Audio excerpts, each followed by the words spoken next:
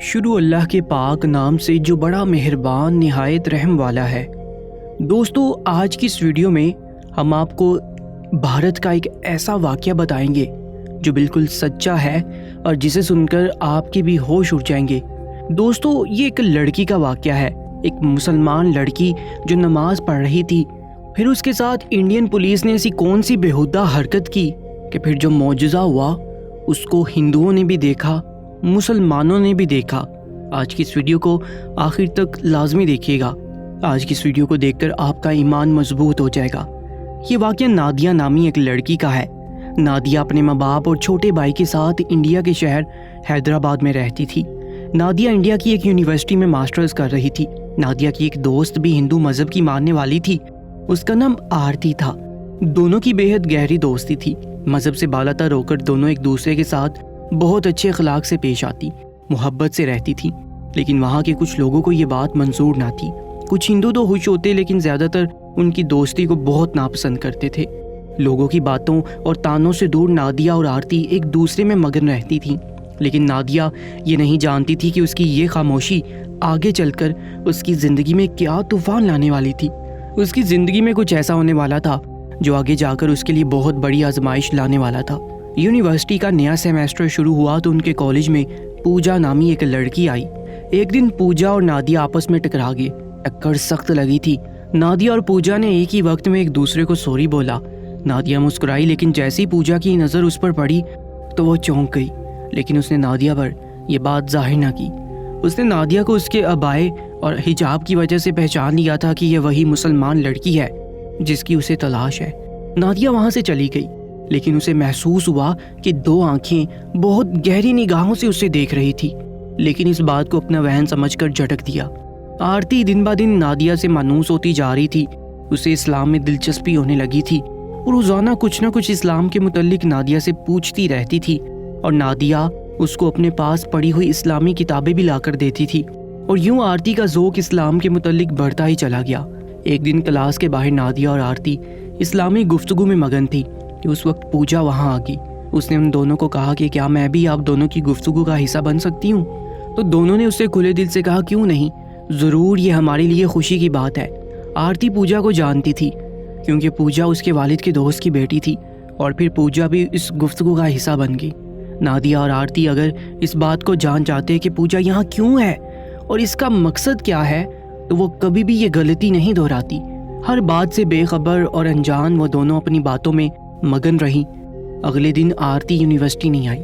Nadia نے اسے phone کرنا چاہا، لیکن اس کا نمبر بند جا رہا تھا۔ کلاس کے بعد بھی وہ اسے مسلسل فون کرتی رہی، لیکن آرتی سے اس کا رابطہ نہ ہو پایا۔ نادیہ کافی پریشان ہوگی کہ آخر یہ کیا ماجرا ہے، آرتی اس کا فون کیوں نہیں اٹھا رہی، کیونکہ ایسا پہلے کبھی نہیں ہوا تھا۔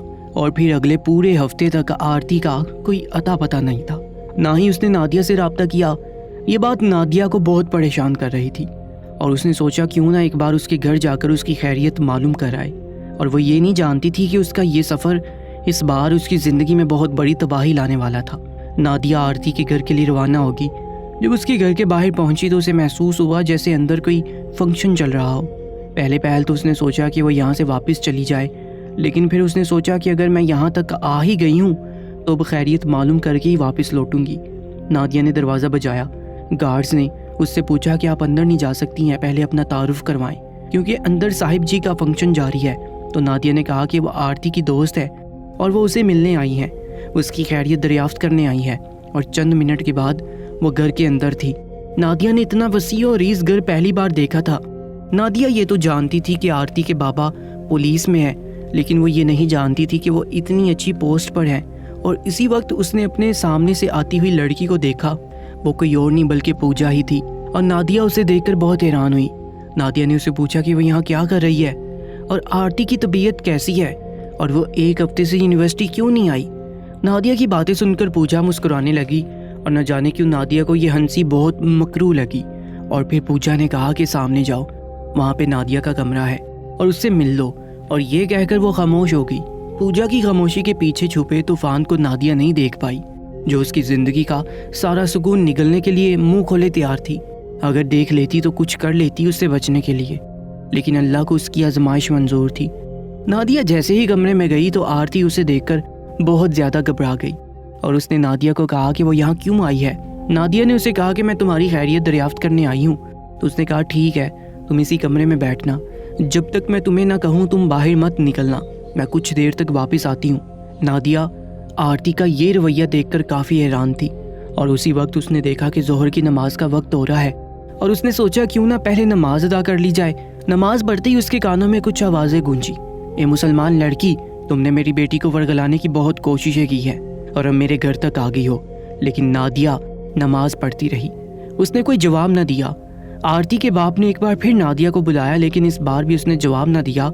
آرتی کے باپ کو غصہ آیا، اس نے ایک ڈنڈا اٹھا کر نادیہ کو دے مارا۔ نادیہ کو بہت چوٹ لگی لیکن وہ نماز پڑھتی رہی۔ غصے میں آ کر آرتی کے باپ نے نادیہ کو کئی ڈنڈے مارے لیکن نادیہ ٹس سے مس نہ ہوئی۔ آرتی نادیہ کو بچانے کے لیے آگے بڑھی تو پوجا نے اسے پکڑ لیا۔ سب وہاں تماشا دیکھ رہے تھے۔ اتنی مار کھا کر بھی نادیہ نے نماز نہ توڑی تو پوجا کے باپ نے نادیہ کے سر سے حجاب کھینچ لیا۔ حجاب کھینچنے کی دیر تھی کہ زور کی آندھی چل پڑی، گھر کی لائٹس بند ہو گئی، دروازے بجنے لگے، فنکشن میں آئے سب لوگ ادھر ادھر بھاگنے لگے، سب کی آنکھوں کے سامنے اندھیرا چھانے لگا۔ نادیہ نے سلام پھیرا اور حجاب اٹھا کر سر پر لیا۔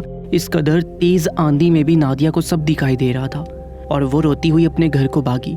اندھیروں کے جانے کے بعد سب نے نادیہ کو تلاش کیا لیکن نادیہ نہ ملی۔